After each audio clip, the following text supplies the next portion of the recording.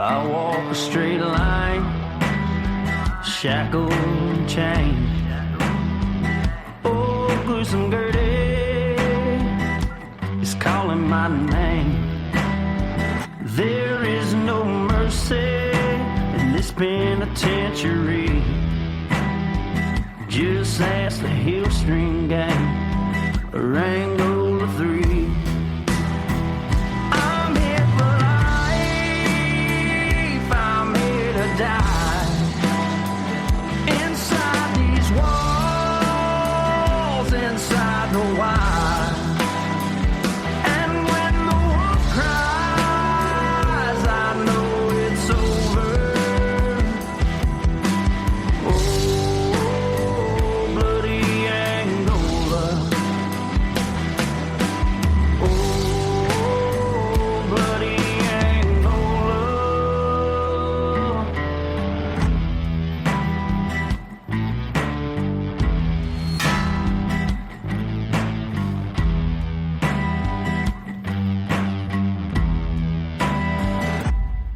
Hey everyone, welcome back, and today I am continuing this 50 Shades of Evil series, and this time I'm going to take you to Massachusetts, and I'm going to tell you the story of Freddy Geas, who in 2018 orchestrated the in-prison murder of a Boston mobster that you probably have heard of named Whitey Bulger. But even prior to that evil act, Freddy was well known as one of the most dangerous hitmen in the mob. So let's get into it.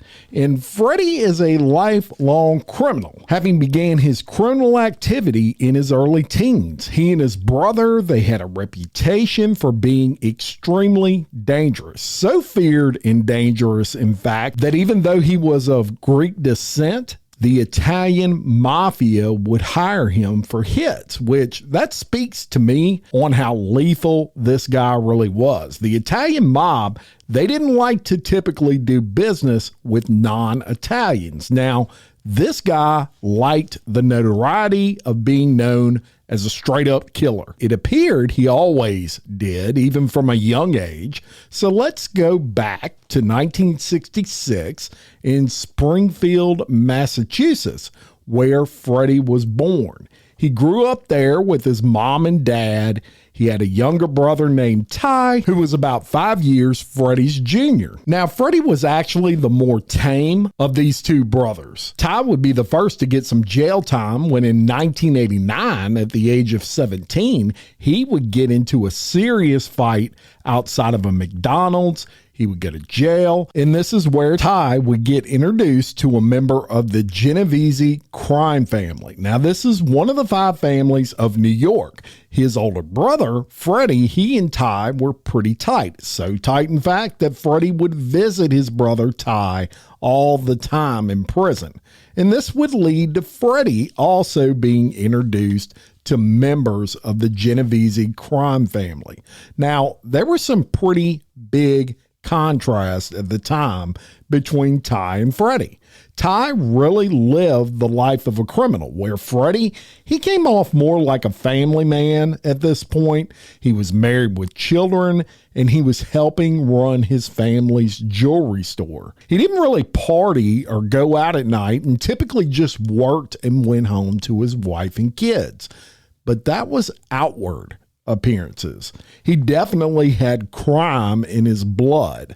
And when his brother would get released from that short bit in prison, he would come home and he would tell Freddy stories of what life was like on the inside of prison. And Freddy, he would really feed into this. Almost the opposite of what I guess normal people would do, where you and I would say, I don't want any life where I don't have complete freedom. Freddy was just taken in by this life inside of prison. So it wasn't too long, in 1990, at the age of 23, that Freddy gets into his own bit of trouble. He gets into a fight with a police officer, and it was a physical fight where Freddy actually beat this officer up. But shockingly, he gets acquitted of the charge, but it does kind of put him on the police radar. And this would lead to a bunch of issues in his family life. His wife would divorce him shortly after that incident. Then in 1996, at the age of 29, he really sinks deeper into crime when he participates in the robbery of a tractor trailer that was full of computer equipment with another guy, and his name was Gary Westerman. Now, they pull off this heist of all this computer equipment, but they do get caught shortly thereafter, and guess what? Freddy has his own 4-year prison sentence that he has to deal with. So, unlike most people, as I told you, Freddy, he took well to prison. He actually enjoyed being behind bars.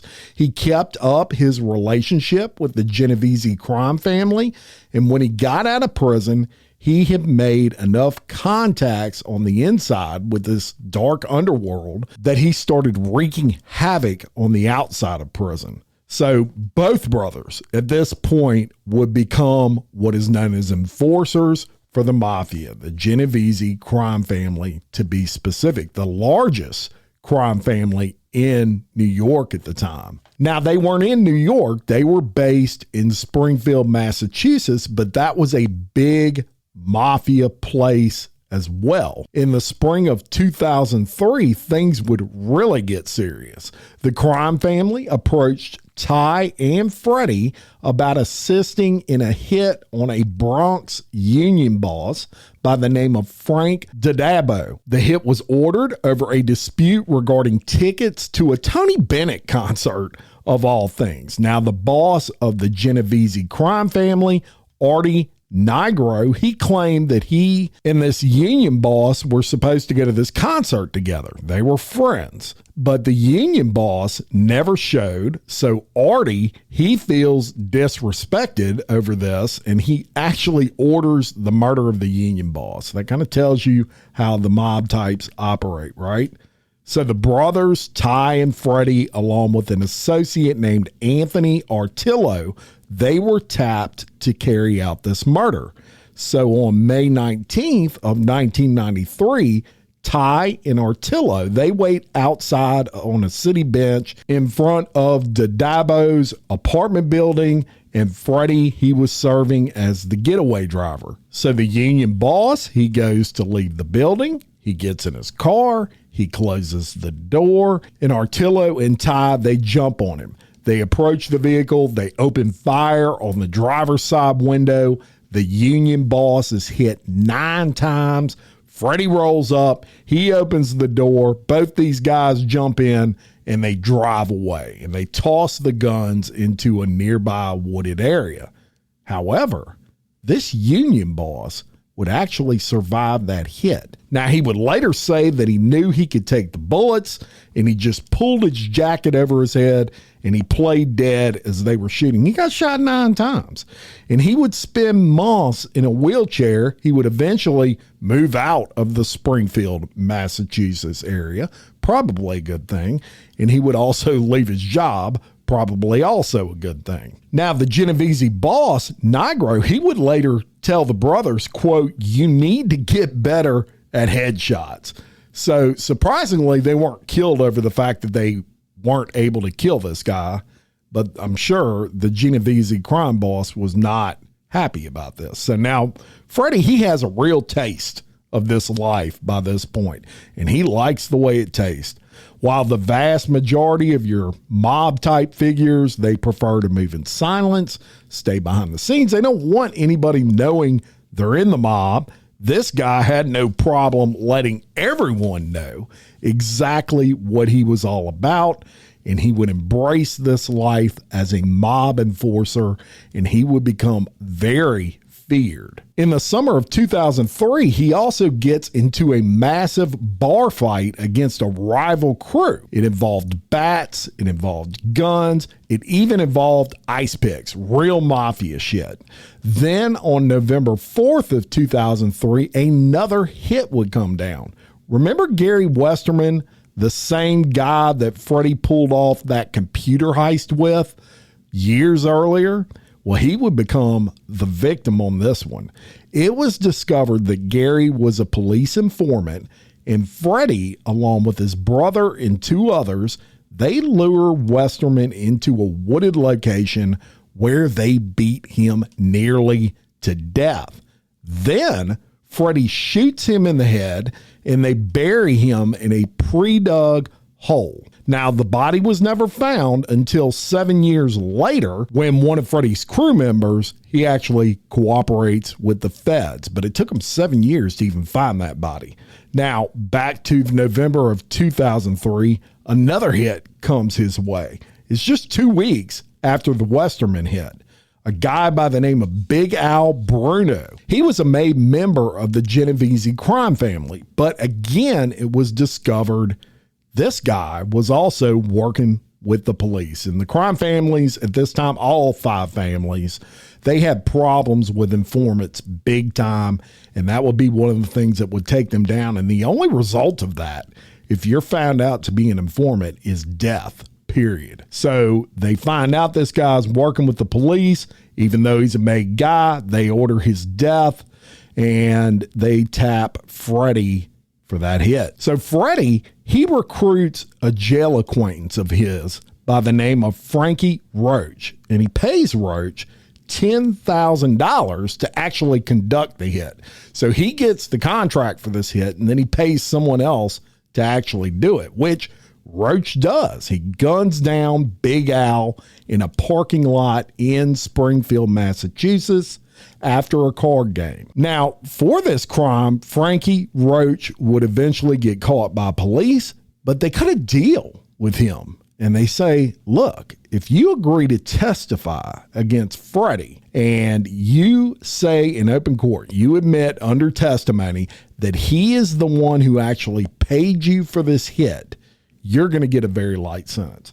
Because they were after the bosses, right? They were after the people in the actual mob, not the bosses, but the guys that were actually either in the mob or worked very close to the mob, which obviously the brothers I'm talking about today did, and he agrees to do that. So on April 19th of 2007, Freddy gets arrested and he is charged in the murder of Big Al Bruno. So he is awaiting trial on that murder, and that's when police discover Westerman's body in that hole from many years prior. So when the smoke clears in 2011, he is convicted in both Big Al's murder as well as Westerman's murder and the attempted murder of that union boss.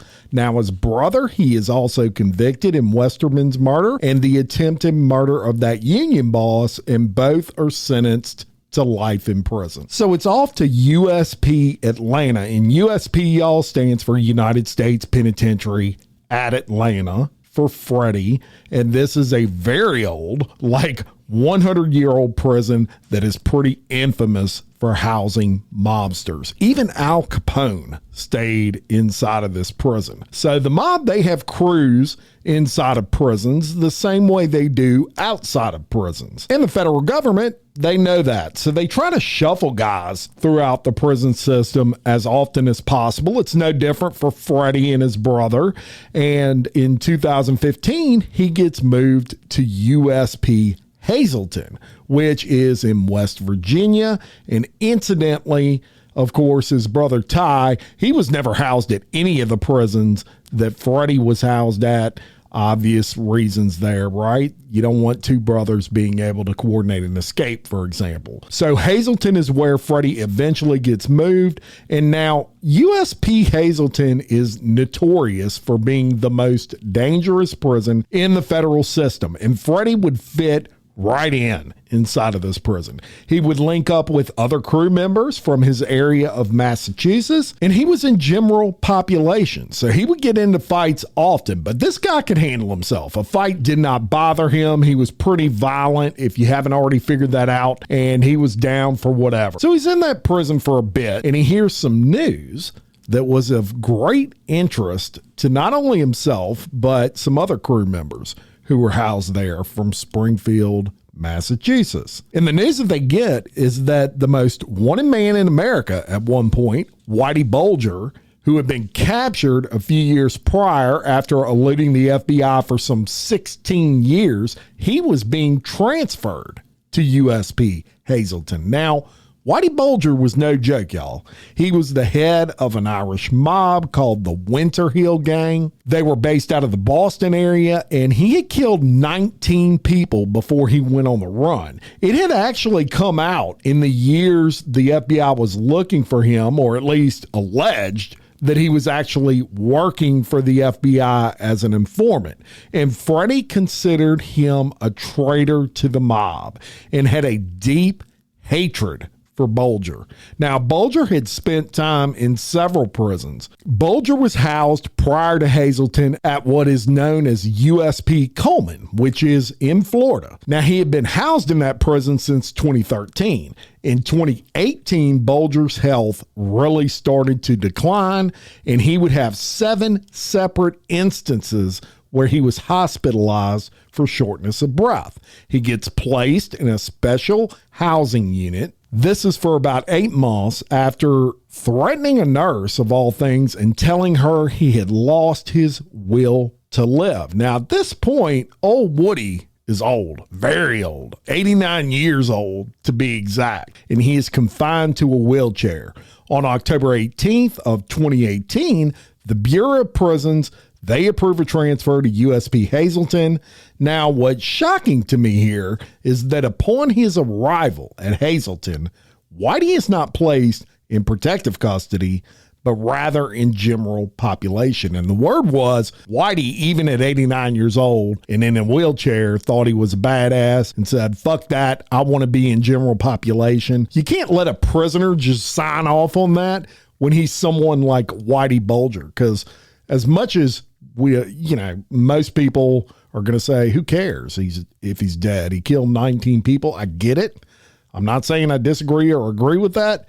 But what I'm saying is when you're in prison, it is the prison staff's responsibility to make sure you see out your sentence. And I think anybody with eyes could see this guy's probably going to get got the second he gets into general population. I mean, killing this guy would make you a legend in prison, but it was what it was. He does go in general population as soon as he gets there, and news of that impending transfer, it would travel fast. Sure enough, on October 29th, 2018, he does arrive at Hazleton. This is at 6:30 p.m. And not only is he processed into general population, but he even gets a cellmate. So at this point, when he gets his cellmate and he settles down for the night, Freddy, along with 2 other inmates from his crew, they knew about this. The 2 other inmates, Paul DeCloanero and Sean McKinnon. They hatch a quick plan. It's decided that Freddy and Paul will enter the cell while Sean serves as a lookout. And the way it works at Hazleton, at 8:30 p.m., those cell doors, they're going to shut and they're going to automatically lock. Then at 6 o'clock every morning, a button is pushed and the cell doors do what they call pop, which means they are unlocked throughout that tier and anyone can enter or exit any cell. So at 6 o'clock a.m. on the 30th, day after Whitey Bulger gets there, that cell door pops and 2 people enter, Freddy and Paul. 7 minutes later, they're seen exiting that cell along with Bulger's cellmate.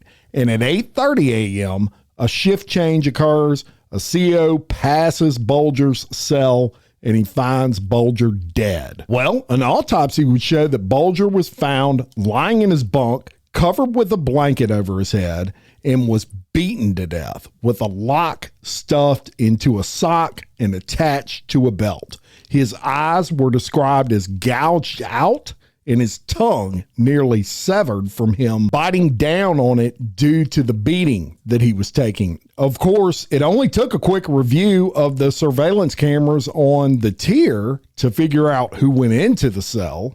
And both Freddy and Paul, at that point, they're placed in solitary confinement. So this one takes nearly 4 years to even get to an indictment. And I'm not really sure why, but in 2022, all 3 involved get indicted. The guy that served as a lookout and the 2 guys that went into the cell. And each get like an additional 25 years because they were all lifers anyway. But even worse news for Freddy is that he gets transferred to Supermax ADX, specifically for this killing. Now, Supermax ADX is the most secure prison in the United States. It's located in Arizona, and it houses everyone from 9/11 conspirators to El Chapo. The Unabomber was there when he was alive. If you are a notorious killer, that's where you go. Every cell inside of ADX is solitary confinement. Now, since his transfer, nothing further is known about Freddy, except for the fact that he's in a prison he ain't never going to get out of. He'll never escape,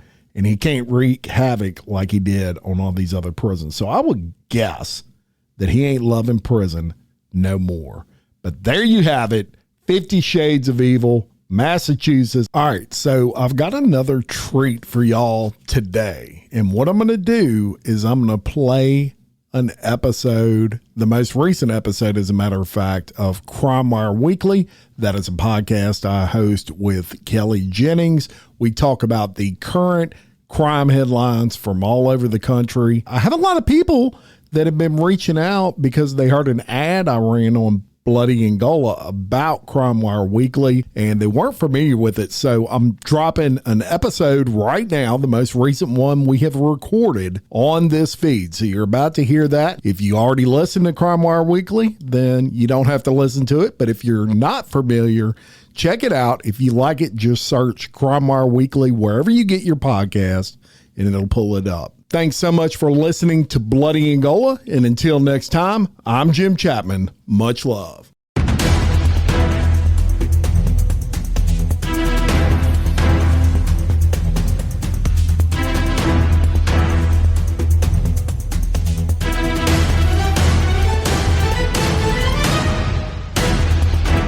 Hey y'all, welcome back to another episode of Crime Wire Weekly, where we have got a jam-packed episode for y'all today. I know Jim usually does our opener, but today we're switching it up a bit, and I'm going to be giving y'all some insight to what we're covering today. I've been fired.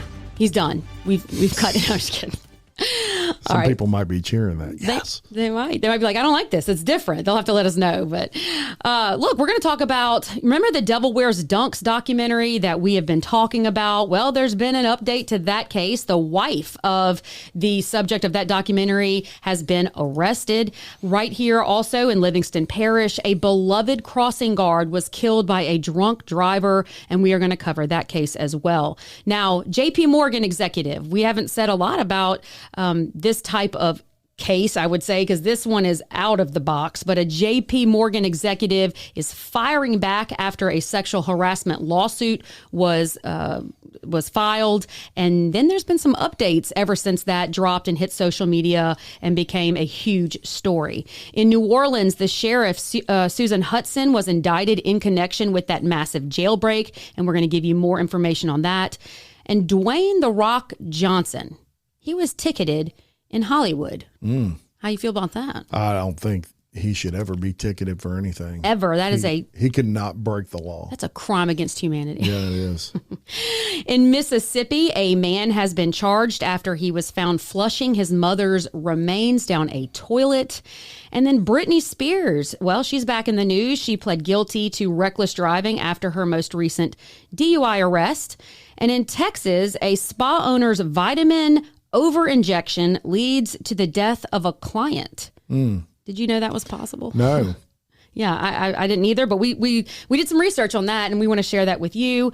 And then we're going to go into the True Crime Time Machine, and we are going to cover Two Gun Crowley, which I think that name's pretty legit. And then we're going to talk about a 4-year-old little girl in Louisiana who died after drinking a half bottle of whiskey. And then, of course, we're going to go. That's terrible. Yeah, it's beyond. And then we'll go into some overtime for everybody that sticks around for that. But for this episode of Crime Wire Weekly, I'm Kelly Jennings.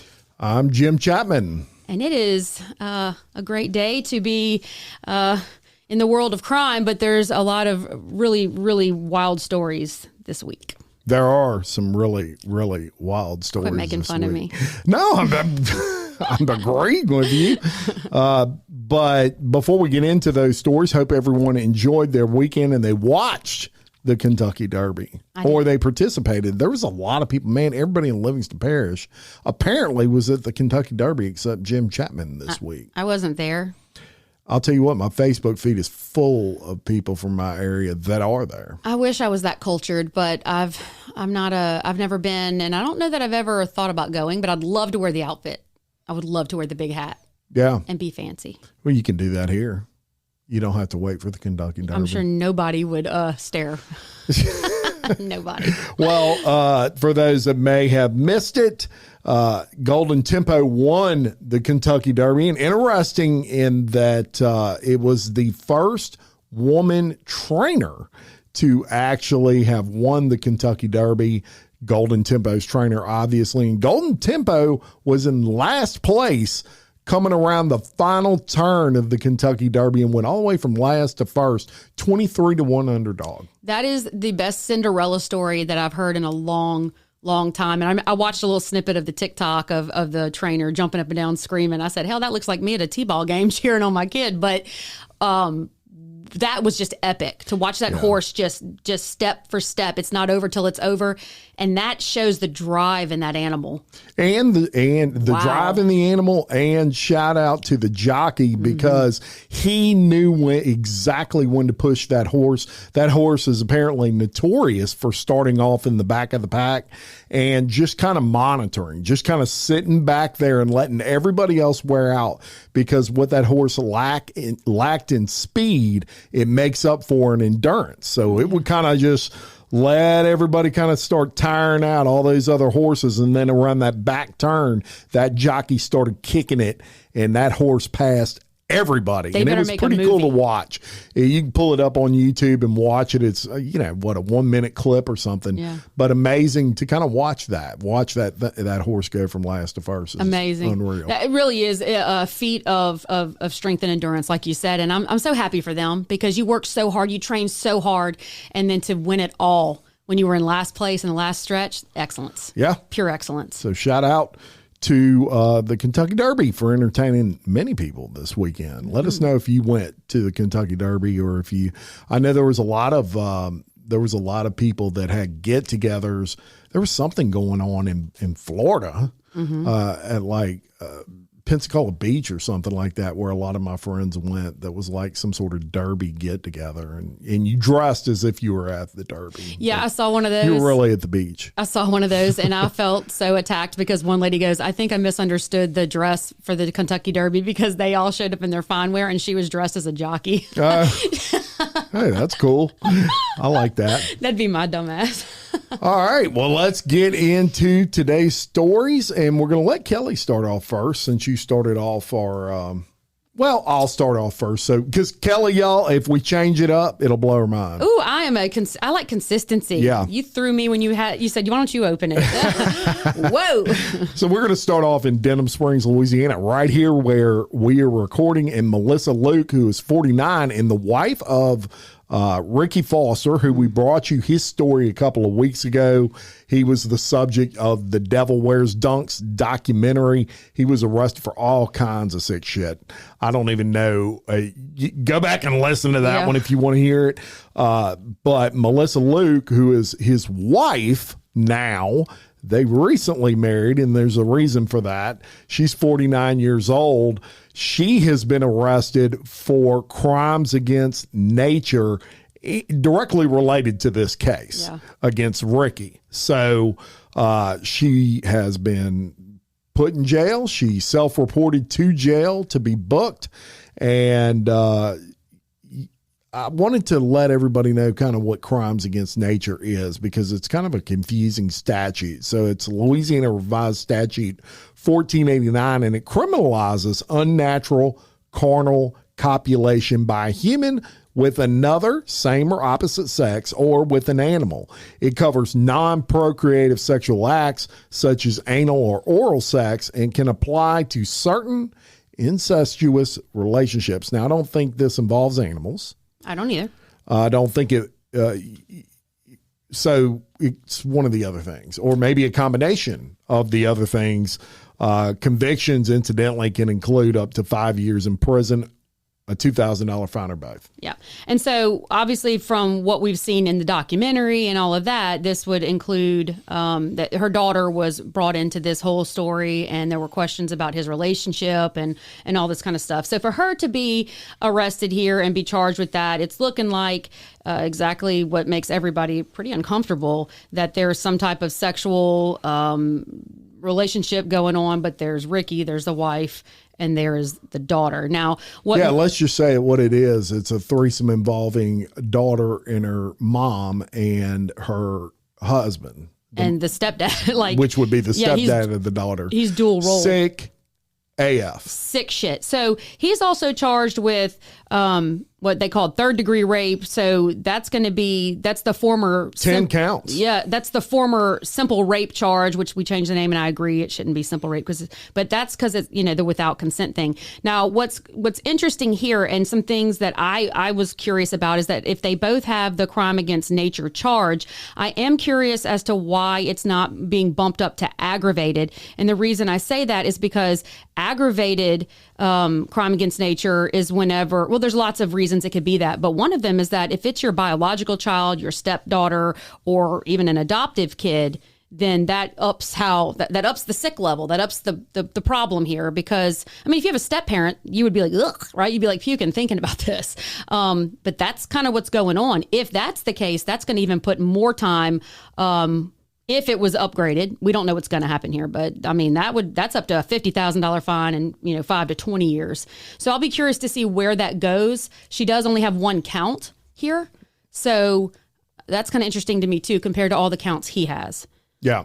But it's still unraveling. So we'll see where this one is, but y'all need to go watch that documentary. If you have nothing to do and you want to see something interesting, go find that Devil Wears Dunks, and it'll get you all updated on, what's going on here. Yeah. Right here in our neck of the woods. Right. But we're not going to even go far and this one hits close, y'all, because we know this victim here. A beloved crossing guard has died after being struck by an alleged drunk driver in Livingston Parish. And on Thursday, April the 30th, the Livingston Parish Sheriff's Office revealed in a Facebook post that Katie Wells was fatally hit by a vehicle on Louisiana Highway 16 at around 3:30 local time. The incident took place during the afternoon school dismissal. She had served Livingston Parish in multiple capacities over the last 40 years. And so I think that's a testament to why so many people, including myself, are so hurt by this, because I knew Miss Katie. I know Jim, and I know your wife was close with Miss Katie. Everybody knew Miss Katie in this parish. Now, the guy was arrested and he was brought to jail. It was revealed that his name is Darren Gudo, 64 years old. And when they put him in jail, it was first offense DWI and vehicular homicide. Then to add insult to injury, we got an update that he actually had another DWI. This was his second offense after officials found that he had a prior arrest in September of 2022. And so lots of outpouring of grief and just, distress over this. Even if you didn't know Miss Katie personally, everyone in this parish knew her because they drove through her crossing zone. And people who said, I never spoke to her, oh my God, no, I see her every morning. No. It just is the impact that is just echoing around our parish. Yeah, and impact is a great word for that, because that's what she had. Look, I'm telling y'all, you may be thinking, how entertaining can a crossing guard be? People would go out of their way to let Miss Katie direct them through an intersection. She was so good at it, and she was no spring chicken. She's 74 years old and out there directing traffic to an extent that a 20-year-old couldn't do it. This was incredible. Just really, really good at her job. As a matter of fact, I used to joke and say, I need to go out there and just film her every day and drop it on TikTok. And I can make a ton of money for me and her because she was just so good at it, loved her job. She had a major impact on this community. Thoughts and prayers out. 5 children, of course, all adults now, but nonetheless, they are, I'm sure, really hurting. And so my thoughts and prayers, of course, go out to them. And I want to add this too, that last night we had a beautiful vigil held at the school where she worked. Hundreds of people showed up to that vigil, people who didn't even know her, students. And it was just a beautiful example of how every hero doesn't always have to make, it doesn't always have to have Superman status. Some heroes are simply crossing guards in a parish. And she made that difference in this parish. And so to everyone that knew her and loved her, please know that when we say our hearts and our prayers are with you, we're hurting with you. And people need to do better. Darren Gudo, shame on you. Yeah, there's little people in this world that I consider more scum than drunk drivers because I consider it such a selfish criminal act. There are way too many options out there these days than to get in a car when you've been drinking. Uber is the simplest thing in the world, or whatever the other one is, I guess the competition to Uber, what is it, Lyft? Yeah, one of those things.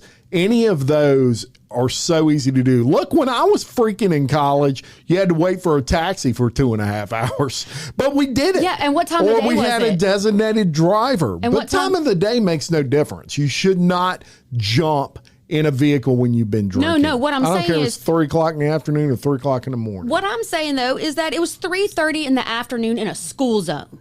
Like, damn, how are you? But you shouldn't drive drunk ever, you anywhere. Shouldn't, but I'm just saying it's adding insult to injury here that you're drinking and driving, which is horrific. Then you're willing to just go blowing through a school zone where there's children. And this lady gave her life to try to stop you so that you would not hit a bus full of children. And I know I'm getting animated here, but this is, just to your point, so preventable. Yeah, so and unnecessary. do we know it hasn't been released that I've seen whether he was speeding or not, whether he just lost control of his vehicle. Do we know any of that? Well, nothing officially that I can say that I can report to, but I do know that people that were near and on the scene said that he struck her and then he just kept driving and then he eventually pulled over a little further down the road. I mean, it doesn't matter. It resulted in a death. I was just curious if that had been reported yet. Nothing official to go on. But, children on the bus saw this happen. Yeah.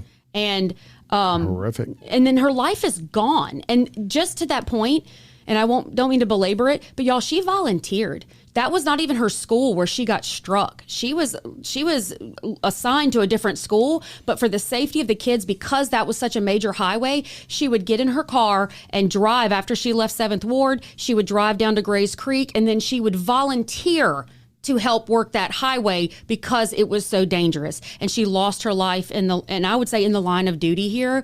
And we all were just blessed to have her out there working that traffic. All right, look, I'm going to say this right now. If you're hopefully you don't listen to the show with kids. This is not a kid-friendly show. There's too much crime going on to let the kids listen. But if for some reason they're in a room or even within earshot, take them out of the room now because this one, it can get a little wild. I'm going to tell you about a J.P. Morgan executive. Her name is Lorna Hajdini. And Lorna Hajdini was a high-ranking executive, 37 years old. Incidentally, just absolutely gorgeous woman for all intent. And it matters in this case, and I'm going to tell you why. She gets a lawsuit filed on her. This is April 27th of 2026. And that lawsuit was filed under the pseudonym John Doe. And this is typically done when you see these sexual harassment cases. And it's because someone, doesn't want to make it public that they were sexually harassed. Totally get it. But in this case, it was a little bit different. It was a male filing against a female, which is enough to kind of raise some eyebrows because you don't see that a lot. Mm-hmm. Certainly it can happen, but it's not a common thing. Now, according to the now retracted complaint, the alleged abuse began in spring of 2024, shortly after Hajdini and Rana, his last name is Rana, I'm not even going to try to pronounce his first name, but they join JP Morgan Chase and she becomes his boss. And it paints a lurid picture of coercion that you're just not going to believe.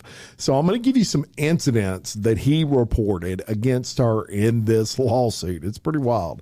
In one early incident in May of 2024 near Rana's desk, Hajdini drops her pen. right? She rubs his leg, allegedly dropped her pen.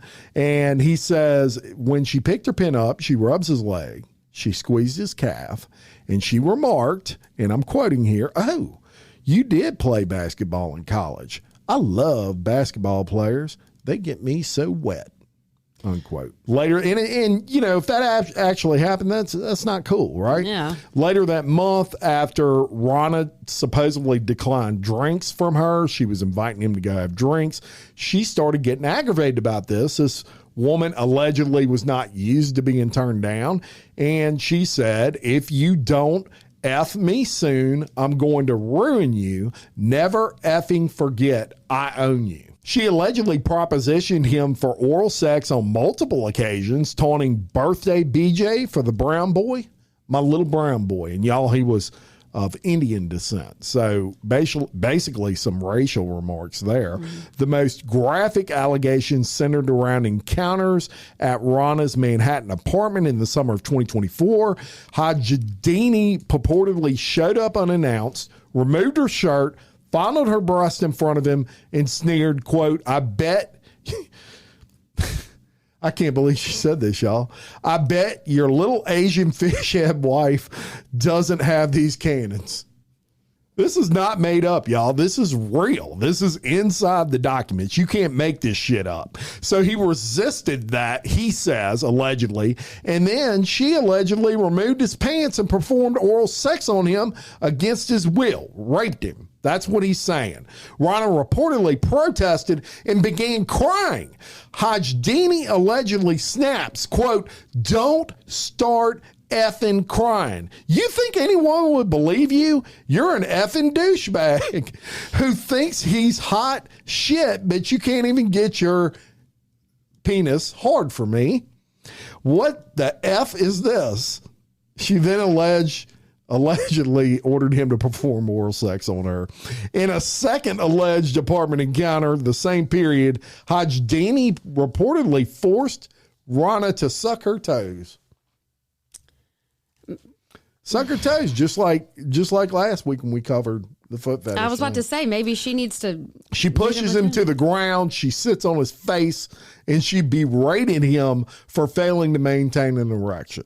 When he begged, "I'm very uncomfortable. Please, Lorna, please, I'm begging you," she allegedly laughed and made a racist remark about the taste of his genitals. "At least your genitals didn't taste like curry." I swear she said that. Oh, it's in the document. Allegedly. The complaint further alleged Hajdini drugged Rana with rohypnol, which is roofies, right? Mm-hmm. Okay, and an erection-enhancing substance, I would imagine like Viagra, and drugs him without his knowledge to facilitate these encounters. In late September of 2024, she screamed about his business performance and threatened, "If you don't F my brains out tonight, I will make you pay. I'm going to sabotage your promotion." Rana claimed he submitted out of fear. So Hajdini reportedly called him all kinds of names that I'm not even going to get into, that would be considered racially insulting names for someone of Indian descent. And so he files this internal complaint in May of 2025 based on this harassment. And according to him, JP Morgan retaliated by placing him on what's known as involuntary leave, basically. They said, "We're going to investigate this, but you can't work here while we're doing it." He said at that point they locked him out of the system and basically blackballed him. Now, the next day after this lawsuit drops, Hajdini and JP Morgan come out and they say what you think they would have said. They say, "This guy's full of shit. None of this happened. He's making this whole thing up." Well, as soon as they do that, all of a sudden he recants his lawsuit, and the recantation gets pulled off of the internet. So it's in the New York filing system. Anybody can download it. It gets pulled off, and it basically said being adjusted for errors. So there were some errors in there, probably everything he said before it's uploaded. So I don't know if this happened, didn't happen, but I find this pretty hard to believe. Yeah. All right. So this doesn't mean it didn't happen. Yeah. This is where I'm at. We don't know, right? We don't know. We don't know. So with that blanket statement there that we don't know, there's a few things that when I read that, because I read the article multiple times to understand exactly what was going on. And the thing is that I am a huge fan of evidence. Okay. I'm a huge fan of evidence. And they stated in there at some point that whenever he was asked about the filing, he refused about information to help with the case or whatever, that he refused to cooperate after he filed the lawsuit. And there was more to this that said he also had gone in before he quit or whenever he was leaving, and he had tried to make a demand for some type of money before he left, and that they would not do that. And so I don't know. Again, we don't know, but I'm getting the feeling only based on the articles because I was not there. But I feel like he may have filed this in hopes of maybe getting some type of quick settlement, easy money, thinking that, oh my God, they can afford to pay me this money. It would be an easy money grab because these are huge claims. I mean, these are absolutely huge claims that they know. You know, you can't unring the bell. I mean, we have just said this woman's name and said some horrific things that allegedly he's saying occurred, but then he's not willing to work with that. They're pulling the lawsuit down. I think that there's an issue here because he gets the benefit of being a John Doe status at first, makes these horrific claims. Apparently they come back swinging. And I don't think that I have ever... If I was forced into a sexual situation with somebody that I did not want, why did he then open the door when she allegedly came back multiple times after that at this apartment? I'm not buying it. It's not passing the test for me. And I think that this was a quick money grab, and shame if it's not real, because this woman is now going to be dragged through the mud. Well, and look, on the the internet's undefeated, right? And this thing went viral in one day, and there's one reason for that. As I said, this is a very attractive woman, and so you see this on like Facebook or on Twitter or X or whatever, and they've got a picture of her that says that she's sexually harassing this guy, and every dude in the world is saying, bullshit. Yeah. This dude was not crying. No. This dude was, I don't know if it's BS or not, but I can tell you it seems like it might be. Pretty sus. I don't believe him. I got a right not to believe him. I don't believe him. I don't and either. I have no evidence one way or the other, but I don't either. And I think that even if she comes back and files, a defamation lawsuit or something like that, it'll never, we don't know, but I don't believe him based on everything I've seen either. And I would be mortified if I was that woman that someone would say that about me, especially if it wasn't true. Good Lord. All right, let's move to New Orleans, which is just right down the road. And we covered recently that there had been a massive jailbreak, the biggest one in the state for sure. And now there's been an update to this. So the Orleans Parish Sheriff, Susan Hudson, was indicted Wednesday on 30 felony counts, including malfeasance in office, obstruction of justice, and falsifying public records, following a special grand jury investigation into last year's mass escape of 10 inmates from the Orleans Justice Center. Now, the charges stem from the May 16th, 2025 jailbreak, which was one of the largest in recent U.S. history, in which inmates used a hole behind a ripped-out toilet in a cell to crawl to freedom, triggering a months-long manhunt involving hundreds of federal, state, and local officials. So the Louisiana Attorney General Liz Murrill announced the indictment, saying that a state probe found Hudson's office failed to address these long-standing security deficiencies, including defective locks, poor maintenance, and ignored warnings that enabled the escape.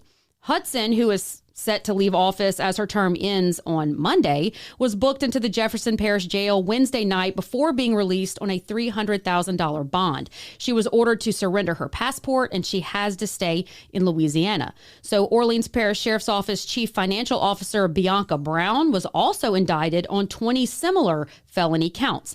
The indictment does not allege that Hudson or Brown directly assisted the inmates in the escape, but it accuses them of systemic failures in oversight and of allegedly obstructing the subsequent investigation by filing or maintaining false public records.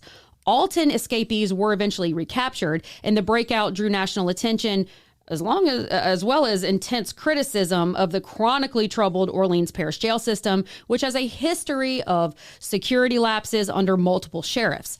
Now, Hudson's entire campaign that she ran was on jail reform, but faced ongoing scrutiny over conditions at the facility. Her office has not yet issued a public statement on any of these charges.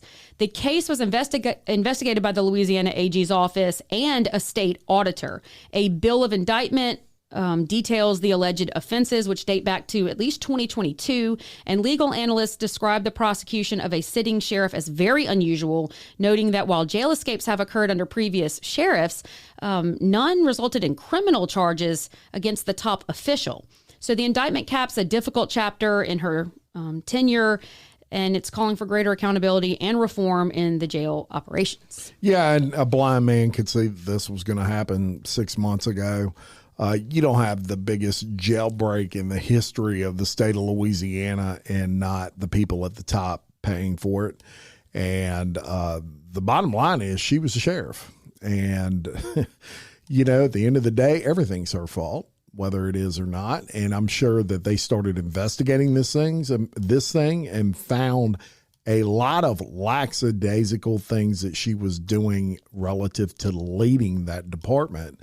And they were able to tie that back to probably some of the reasons that these 10 inmates were able to escape, and dangerous inmates at that. Yeah, these weren't just, someone who stole an apple. I mean, these were murderers, some of them that got out. Someone who stole an apple? That's just strange. Well, I'm just saying, these aren't some minor drunks on a corner or something like that. These were, I like that better. There you go. Stolen apple? These are some serious charges. Now, I understand that someone's got to take the fall for this massive embarrassment. What I don't understand, though, is that we've got now falsified documents on behalf of a financial officer. And so I do take great issue with that. And the fact that the sheriff was charged with this as well.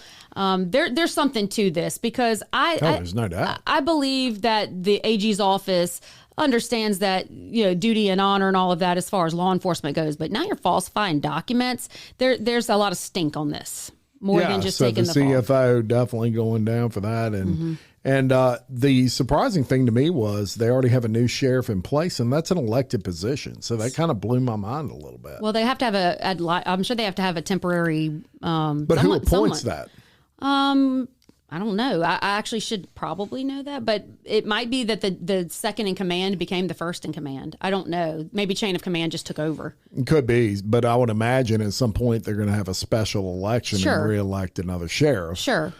This person might just be a fill-in until that point. Okay. I'm assuming this is probably the person that was underneath. I was trying to see. I don't have a picture of the person who took over. Like the chief deputy. Yeah, I was trying to look at brass or something, but yeah, I'm interested in this one because for the AG's office to go after a law enforcement official, there's a lot there. All right, let's go to Hollywood, California. Indeed. And are you a fan of The Rock? I am. Have you smelled what The Rock is cooking?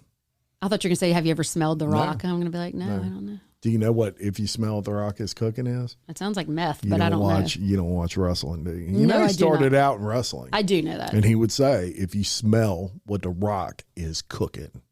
I don't get it. Oh, y'all. Like, what is this second week in a row? She's like, she didn't know who Kojak was. I am last uncultured. Week. This swine. week, she don't know who The Rock is. I know who The Rock is. I don't know what cooking rock. It sounds like meth. If you smell what The Rock is cooking. I watch boxing. Okay. Anyway, let's get into this story. Dwayne "The Rock" Johnson was pulled over by LAPD police officers, and get this, just minutes after leaving a star-studded Hollywood Walk of Fame ceremony honoring his friend and co-star Emily Blunt. The 53-year-old actor and former WWE superstar had attended the joint ceremony for Blunt and Stanley Tucci at the El Capitan Theater in Hollywood Boulevard. Johnson, who co-starred with Blunt in the 2021 Disney film Jungle Cruise and the biopic that has been airing just for a little while now, it might still be in theaters. I saw it. The Smashing Machine. Actually, it's out of theaters now. Delivered a warm speech praising his colleagues, saying every single day, knowing Emily, as many of us do, this is a grateful woman who will wake up, feet on the ground, being grateful for every moment. So he goes to this event, he leaves, and as he's leaving, he's driving a black SUV.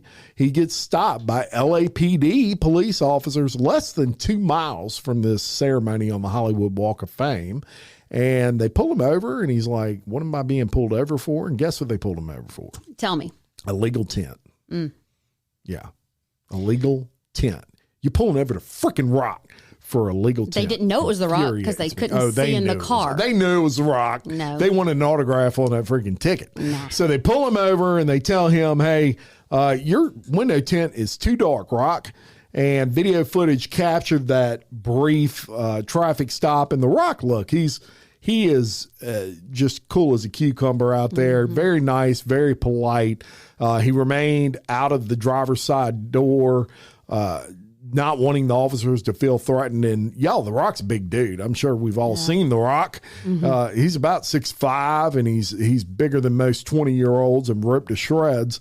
So he doesn't want to make any fast movements, but the police officers stand there. They say, you're getting a ticket for no tent. They write him the ticket. He thanks them very much for their service, and he leaves. Yeah, and I think I actually have this nailed down. I know exactly what happened here. I think that he has illegally dark tint for his own safety and privacy because he is famous and he knows that the paparazzi are going to be taking pictures of him 24/7. He knows that he may have his children in the car or whatever. Now, I also think that he knows that his tint is illegal. I don't think that he cares. And I think, but listen, I'm saying this actually in his defense. Oh, I'm agreeing with you. Absolutely in his defense.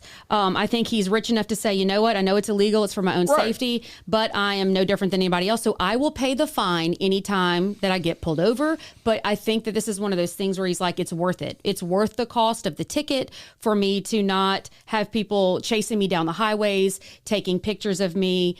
This is a legit dude, historically speaking. And I'm not surprised by any of this. His behavior was on point. He's a good guy. Why is he driving his own vehicle, though? Because he's a person. You're the Rock, bro. You're not a person. Yeah, he is. You're the Rock. No, he's not. That's the thing. He's Those down to people earth. are not people. He lives. Yeah. He lives no kind of life like you and I live, and never will.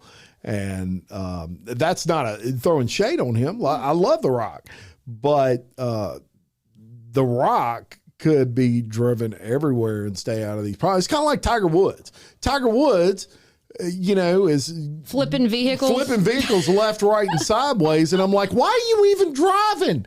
You could pay a driver, and every day of your life, just have someone drive you. I respect it, but he's real people, and I bet you this is the deal. He wanted to go there, drive his own car. He could go drive into a back gate. No one would know it was him. He could get back in his car and he could leave. No one would know it was him because of the tent. But the cop pulls him over, and then writes him the ticket. Well, I mean, that's not a negotiable. I mean, it's too dark. Whatever. He would write you the ticket. Pulled over. Really? You would get the ticket. Really? Yeah. You sure about that? I'd write you a ticket. You sure Jim. about that? Yeah. You would write me a ticket. But that don't mean I ain't never been pulled over and not got a ticket. I'm calling everyone in Livingston Parish to write Jim a ticket. They ain't gonna listen to you. They ain't gonna listen to you. Well, shout out to the Rock. Yeah. For not, being a Hollywood jerk and saying, "Do you know who I am? I'm the Rock." He took his medicine. Yeah. And you're right. He probably.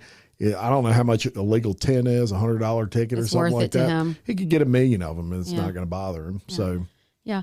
Well, and you know what? To that point, paparazzi laws, and I don't mean to go down a rabbit hole, and I'm not, but paparazzi laws don't seem to protect these people. And I know for a fact they try to spur these people, get them mad, weave in and out of traffic to try to, and it gets dangerous. And we don't live that life to that point. We don't live that life. We don't know what it's like. And so for safety reasons, I can understand it. And he did the right thing. He's going to pay the ticket and go out his day. Life's good.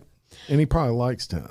It'd be funny if it had nothing to do with what you said. I know. And he's just like, no, it just looks good on the vehicle, it looks dude. sick, Kelly. Shut up. I don't care if people see me. Stupid woman. Yeah. All right, we're going to go in a totally different direction here, and we're going to go to Natchez, Mississippi. So a 29-year-old Mississippi man has been charged with first and second-degree murder, mayhem, and tampering with physical evidence after authorities say he killed his 62-year-old retired teacher mother, dismembered her body, and then was caught flushing pieces of her flesh down a toilet. So Adams County Sheriff Travis Patton described the April 4th discovery inside of Lana Brown Bradley's Natchez home as by far the most heinous crime that I've ever witnessed in my entire life. And he added, this is a case that follows you home. Deputies responded to a welfare check after Bradley's oldest son reported that he had not heard from his mama. When officers arrived, they found the home being aggressively cleaned with chemicals. The floors were slippery. There was a smell of cleaning agents that just filled the air. And in a downstairs bathroom, deputies encountered Zachary Lavelle Jackson Jr., which is Bradley's youngest son, and he lived with her, actively flushing what they called a black substance down the toilet. That substance was later confirmed to be his mother's flesh. So a plumber was called to remove the toilet, and it revealed additional human remains lodged down inside of the pipes. A search of the 2-acre property uncovered more dismembered body parts, including Miss Bradley's head, in a wooded area and other pieces stuffed inside of a suitcase. Sheriff Patton said Jackson had chopped her up in pieces and dismembered her in a way that whoever may have come looking for her would have had to have done their due diligence to find her. Miss Bradley was a beloved educator with more than 30 years in the Natchez classrooms. She was a published poet and had recently threatened to evict her son the day before her death, and she had even gone to the extent of going to court trying to seek his removal from her home. Family members told investigators that her son was mentally unstable. Jackson waived his right to a preliminary hearing on April 28th and is being held without bond. The case has been forwarded to a grand jury, and no motive beyond the eviction dispute has been publicly confirmed. I think it's kind of captain obvious there that he's mentally unstable. Yeah. I come across a lot of articles and things like that it's these familiar homicides where it's family members killing family members. Yeah. And she's just, you look at her, she's a classy, beautiful woman, and he looks a bit disheveled in his arrest photo. This is a shame too, because, in I know Louisiana and in other states, I'm sure, but if someone lives in your home, even if it's not their home, they live in your home as their primary address for so many days, they claim residency there, you can't just make them leave. Even if you pay the house note, even if you own the home, you have to go through actual eviction proceedings. And the fact that he was allegedly mentally ill here, that's scary. And your own mother is going to court to get you out. That tells you how dangerous she must have felt the situation was. And unfortunately, she paid with her life. Yeah. Golly, man, I can't. And flushing her remains down a toilet. I can't think of anything more disrespectful outside of killing her that you could do. Let's go to California, and we're going to tell you about another superstar. Hollywood-esque type person, and this is pop superstar Britney Spears. She pleaded guilty Monday to a reduced charge of reckless driving. This is in relation to her DUI case that occurred in March. Under her plea deal, she did avoid jail time. She did get 12 months of probation, a substance abuse education program, and mandatory mental health treatment. So she's 44 years old now, Britney Spears. She didn't actually appear in court. She had her attorneys, her representatives there appear for her, and she took a plea on behalf to a misdemeanor. And the name of this misdemeanor is one I'm going to need Kelly to explain to me. Okay. A wet, reckless violation. I don't think that we actually have that in the state of Louisiana worded that way, but I think that this is going to be that you have some type of intoxicant that has caused you to be impaired of some sort. Okay. That's strange. They call it wet, reckless violation. Yeah. The obvious inference, right? Yeah, Yeah, so it covers reckless driving, including alcohol or drugs. So you were correct. The original DUI charge was dismissed. Spears was arrested by the California Highway Patrol on March 4th after officers spotted her driving her BMW too fast, and erratically she was charged with 1 count of misdemeanor driving under the influence of alcohol or drugs. And yet another person that could pay to have someone else drive her if she's drinking, right? Ventura County Superior Court Commissioner Matthew Nemerson sentenced her to that 12-month of probation. She had some fines. She's got to go to do some 30 hours of court of classroom instruction, things of that nature. That someone else is going to do for her, I'm sure. Things of that nature. Now, as part of the plea deal, Spears agreed to continue mental health and substance abuse treatment. She must see a psychologist once a week and a psychiatrist twice a month. So she did get a little bit of mental health stuff involved in that. She hasn't publicly commented on the case, but it's not her first kind of go around with driving while intoxicated or under the influence. 18 years ago, she actually had a 2007 DUI arrest that led to a driver's license suspension. She has remains active on social media. If you've seen her Instagram, it is one of the weirdest things I've ever seen. Yeah. But I'll say this about Britney Spears: there's very few people on this earth that know what it's like to be Britney Spears. Britney Spears was heavily abused until about 4 years ago by her parents, basically. Controlling her entire life to a disgusting degree. Yeah. Let me add this real quick. I did do some research while you were talking, and it says a wet reckless in California is basically a plea bargained reduction of a DUI involving alcohol, but basically it's because if your blood alcohol content was like near 0.08, but maybe wasn't quite there, and the evidence might be a little bit weaker, that's how they're able to do that plea reduction on that. So again, I'm not an expert in California law or anything, but this is my issue right now. And maybe it's because I'm heightened right now in my emotions over Miss Katie, but someone's abuse or not, horrible life or not, this is eventually going to escalate, and I don't want someone else to get hurt. And I don't want anything to happen to Britney either. You know what I'm trying to say? Like, there's a lot going on. Clearly, there's a mental health issue happening. If you look at her Instagram, if you look at her social media. And that's what I was talking about. I'm not talking about her drinking and driving. I'm just talking about her mental stability is not there because she was mentally abused in a lot of ways. Right. And we're seeing the effects of it. Stand with anybody on that and holding them down. And we're seeing the effects of that.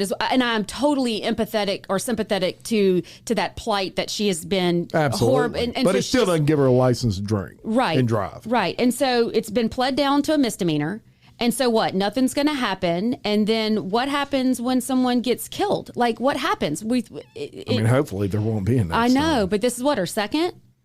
Yeah, Kelly. So how many chances are we going to give people? I don't know. You could put her in jail for the rest of her life. I don't think we should do that either. But I think that, this mental health counseling, we need some type of improvement, not just a doctor who's going to sign off on it for, some cash and say she's fine, because she's not.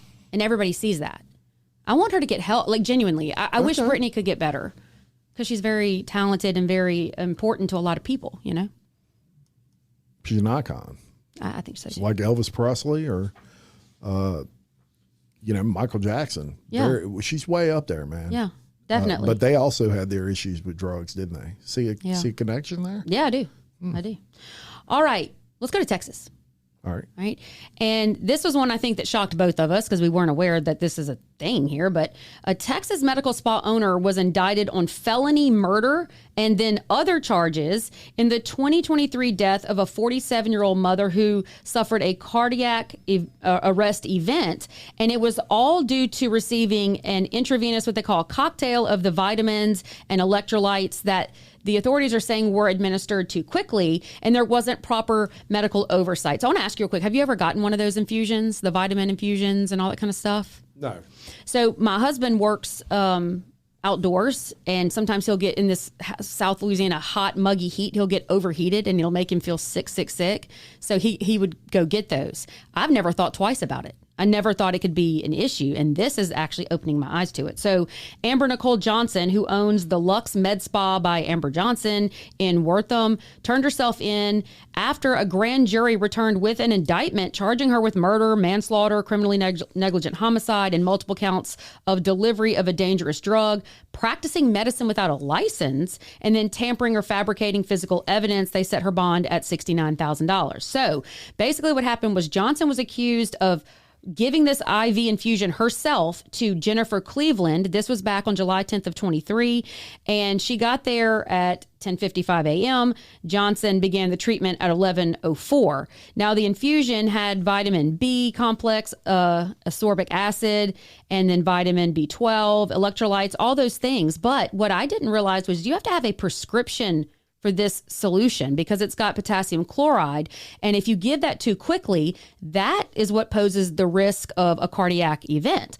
So according to the court documents, the Texas Medical Board did an investigation, and Johnson, who does not hold a medical license, administered the solution in this way too fast of a manner.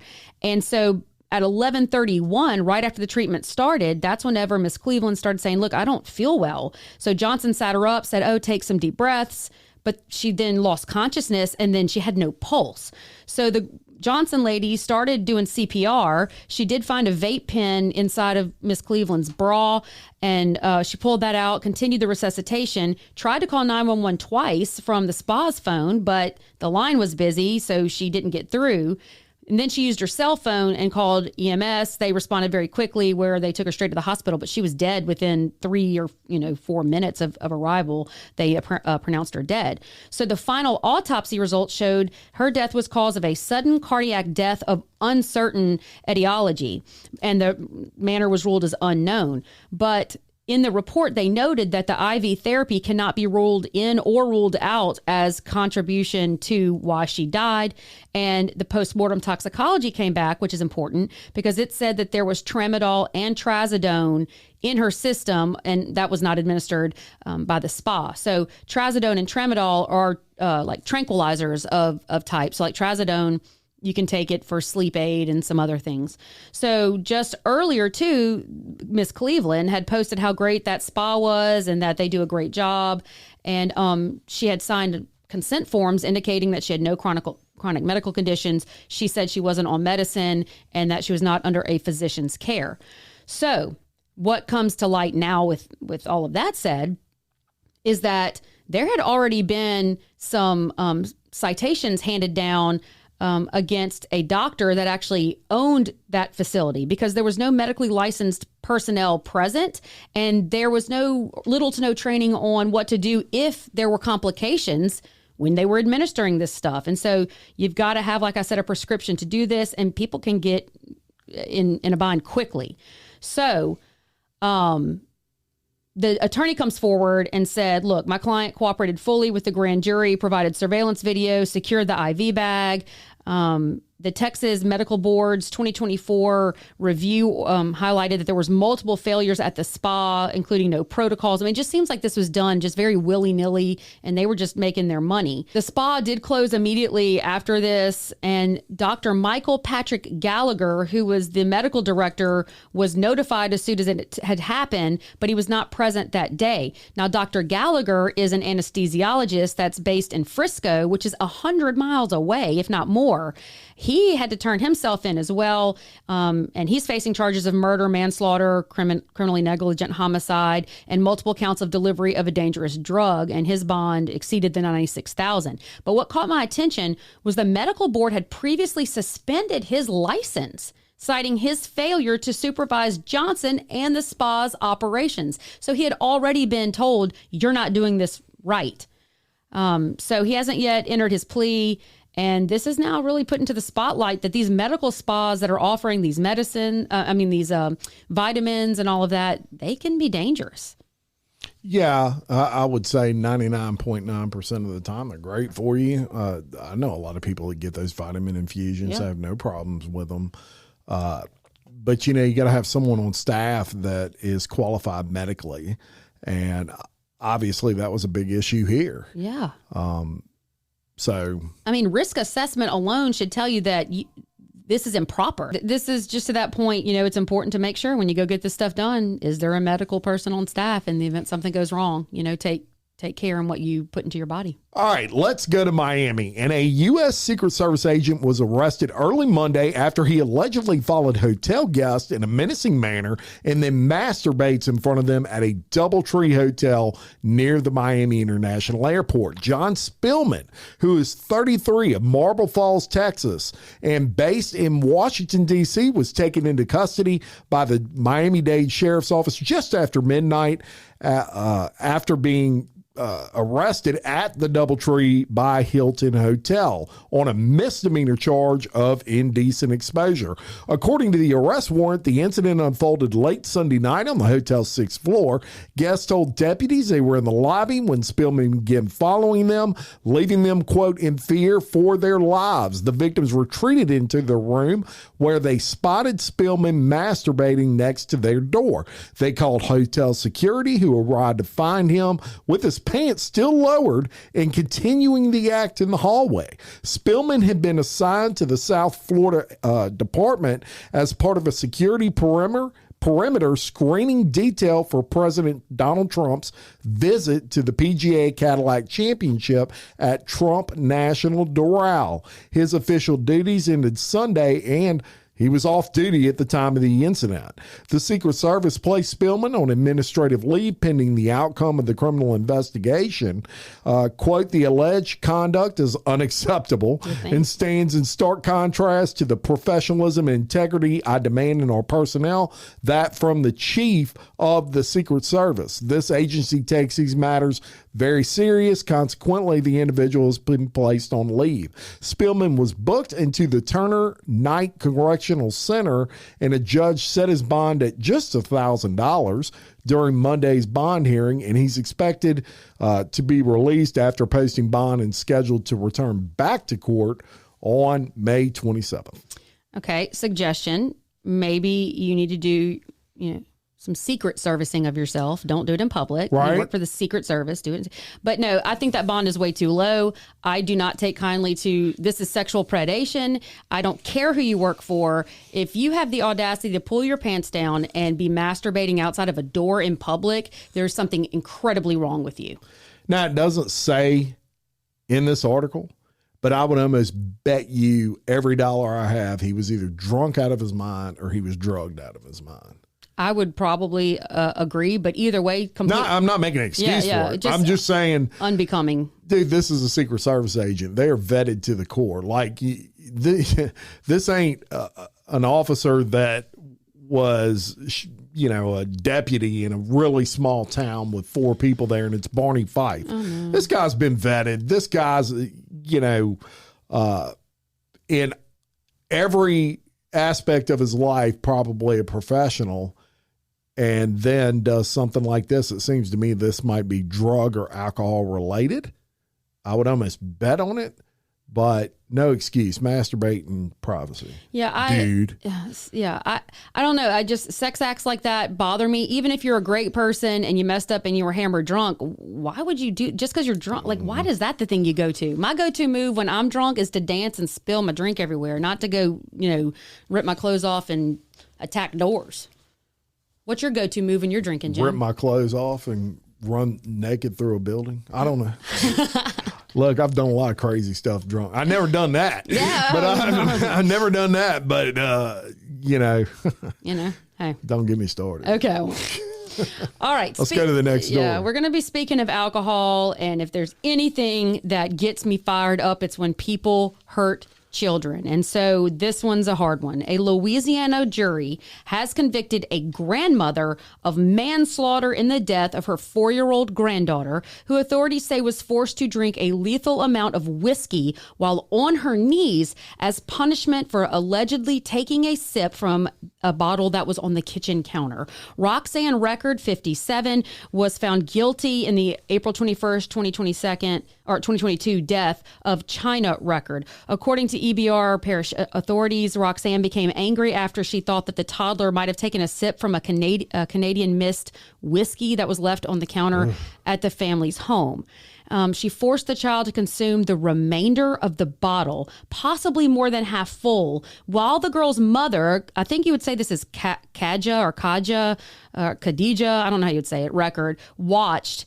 And this mother watched and did not intervene. The child was made to kneel in the hallway while drinking. First responders found the baby unresponsive just before 11 a.m. and she was pronounced dead after efforts to revive her failed. They did an autopsy on this baby, y'all.